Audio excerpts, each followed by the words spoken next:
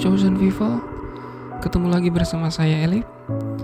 Di video podcast kali ini saya akan membahas tentang mindset hutang. Kenapa ini penting? Karena hal ini amat sangat menentukan siapa diri kita.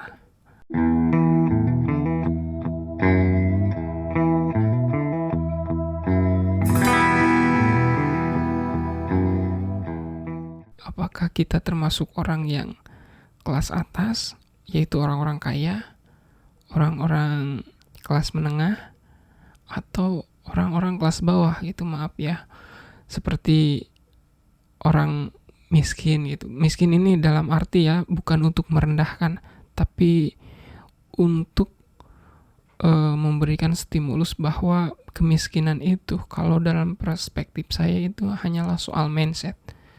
Jadi nasib itu dibentuk dari mindset. Berawal dari satu quotes keren dari Roy Sakti, pakar kartu kredit, waktu di podcastnya Om Deddy. Yaitu dia mengatakan, katanya, orang kaya berhutang, cicilannya dibayar dari keuntungan. Keuntungan dari mana? Yaitu keuntungan dari aset yang dia hasilkan dari hutang tadi. Jadi orang kaya dia masih bisa punya selisih keuntungan dari sisa cicilan itu.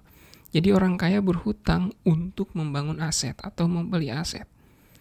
Si aset ini kan menghasilkan cash flow, alur keluar masuk, atau dari operasional perusahaan ada laba. Nah, laba ini sebagian untuk cicil hutangnya itu, sebagian lagi masuk ke kantong dia. Jadi mindsetnya orang kaya soal hutang itu begitu caranya. Terus ada lagi orang kelas menengah berhutang untuk memenuhi gaya hidup. Misalkan untuk kredit motor, kredit cicilan mobil, rumah, biaya pendidikan, dan sebagainya. Nah, dia kan membayar cicilan si hutang ini dari mana? Yaitu dari pendapatan dia, dari income-nya dia, atau dari gajinya dia. Ada lagi nih, mindset hutang kelas bawah atau orang miskin, yaitu berhutang untuk membayar hutang. Jadi intinya ini gali lubang tutup lubang lah istilahnya. Kenapa mindset ini penting? Karena ini kita hidup di zaman kapitalis, di mana pondasi dari kapitalis ini diantaranya adalah sistem loan atau sistem hutang ini. Kita harus punya nih mindset ini. Karena kalau kita nggak punya mindset ini, kita akan terjebak nggak punya sikap keuangan yang baik. Akhirnya apa? Ya kita akan jadi budaknya mereka gitu loh. Karena kita wawasan soal literasi keuangan kita jelek gitu, akhirnya kita dijebak oleh para kapitalis ini. Entah kita jadi golongan kelas menengah atau golongan kelas bawah. Nah ini kita ini harus nih punya mindset ini, karena kalau enggak kita bakal dijebak oleh para kapitalis itu jadi kelas menengah atau kelas bawah, yaitu orang-orang yang konsumtif lah gitu istilahnya. Karena kita sekarang hidup di growth ekonomi yang gila-gilaan, di mana para marketers dan para pengusaha, yaitu para kapitalis ini, berlomba-lomba menciptakan produk dan jasa. Tujuannya agar apa? Yaitu agar kita semakin hedonis, semakin materialis. Akhirnya apa? Kita kan kebutuhan itu seolah gak bakal ada ujungnya, namanya kebutuhan. Kita misalkan smartphone, ya kemajuan smartphone itu emang sudah biasa kan hari ini. Misalkan iPhone lah gitu, setiap tahun terus mengeluarkan seri-seri terbaru. Selain sisi lain mengupgrade teknologinya yang baru, tapi sisi lain ada yang agar kita beli lagi gitu, yang baru lagi. Nah, masalahnya ini kan kalau kita posisinya sebagai orang kaya bermindset kaya, kita konsumtif itu wajar gitu. Maksudnya kan kita sudah punya mindset kaya. Jadi kita walaupun kita konsumtif, kita tidak akan berpengaruh terhadap keuangan kita. Tapi bagaimana kalau kita konsumtif sedangkan posisi kita sebagai kelas menengah atau kelas bawah, ini bahaya. Karena kita hidup seolah-olah dijebak agar berada di posisi itu gitu. Kita terus memenuhi gaya hidup. Kita kerja dalam hidup ini hanya untuk kerja doang gitu. Gak pernah menikmati kehidupan ini. Jadi intinya kalau kita gak punya pondasi literasi keuangan yang baik, maka kita akan masuk perangkap mereka. Untuk itu kita harus jadi golongan orang-orang kaya tadi, yaitu growth bersama hutang. Yaitu kita harus menyadari bahwa hutang ini baik. Hutang ini sebagai alat untuk menumbuhkan ekonomi kita atau membuat kita menjadi orang yang kaya. Karena mungkin selama ini kita tuh melihat soal hutang ini mungkin ada pengaruh dari perspektif agama gitu. Misalkan hutang ini gak baik lah, misalkan riba lah dan sebagainya. Ini menurut saya harus ada pengkajian ulang lebih dalam soal ini. Karena menurut saya ya, hutang ini jadi berbahaya kalau kita nggak punya skill, nggak punya mindset yang benar, nggak punya keahlian atau keterampilan cara mengelola hutang. Yes, benar, saya setuju. Kalau tiba-tiba kita nih belum punya skill tentang berbisnis, belum punya pengetahuan wawasan soal usaha lah gitu, tiba-tiba kita gadein misalkan aset yang ada di rumah misalkan ke bank karena tujuannya untuk bangun usaha misalkan. Nah, hal ini berbahaya karena apa? Skill bisnis kita belum punya, kita sudah ngambil resiko yang besar. Akhirnya kan hutang itu bisnis yang kita bangun dari hutang ini kan belum jelas apakah bisnis ini bakal berhasil atau gagal. Tapi yang jelasnya yang namanya skill belum terbentuk ya pasti gagal, itu udah pasti, saya jamin gitu. Yang probabilitas yang 1% yang berhasil itu biasanya itu keberuntungan saja, mungkin karena masuk di bisnis yang tepat atau momentumnya tepat aja gitu.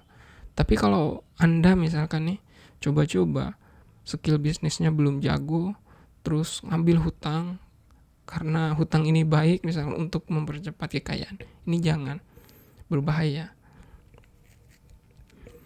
Yang baik itu bagaimana? Yaitu kita memainkan instrumen hutang ini dibarengi dengan skill kita, dengan kemampuan, keahlian yang kita punya. Contohnya kayak gimana? Contohnya saya pernah baca nih berita bos MNC Group yaitu Pak Haritano Sudibjo. Dia mau buat usaha baru di Bogor. Nah, si usaha baru ini membutuhkan dana sekitar di bawah 100 miliar lah. Di bawah 100 miliar katanya untuk membuat usaha ini dia akan cari pinjaman dari bank dan juga berpartner dengan perusahaan lainnya. Ini artinya apa? Kita pakai logika aja. Pak Haritano Sudibjo ini masuk orang kaya, Crazy Rich Indonesia, masuk Forbes, dan harta dia itu triliunan, puluhan triliun bahkan. Artinya Pak Haritano Sudibjo dia sebenarnya punya aset nih, punya harta bersih dia itu udah triliunan, udah puluhan triliun. Tapi kenapa dia mau bangun usaha yang modalnya itu di bawah 100 miliar, dia harus pinjam ke bank, harus berpartner gitu. Balik lagi ke mindset yang ini kan ya pernah saya bahas di video sebelumnya tentang pola orang kaya. Yaitu orang kaya itu dia sebisa mungkin menggunakan uang orang lain untuk keuntungan dirinya. Jadi walaupun dia punya uang, dia nggak pernah pakai uang dia untuk modal usaha. Dia pakai uang orang lain. Inilah cerdasnya orang kaya. Nah, dalam hal ini bos MNC Group ini dia pakai uang orang lain, yaitu modal berupa hutang. Hutang dari bank gitu lah, untuk modal usaha dia, usaha yang bisnis yang baru dia ini, yang mau dibangun ini. Itu kan menunjukkan bahwa Pak Haritanu ini dia berani mengambil resiko karena dia punya skill berbisnis. Dia udah malang melintang gitu, jadi bisnisnya udah banyak banget yang berhasil, yang sukses. Itulah yang menurut saya kenapa orang kaya semakin kaya, karena dia tahu caranya, yaitu terutama cara menggunakan uang orang lain.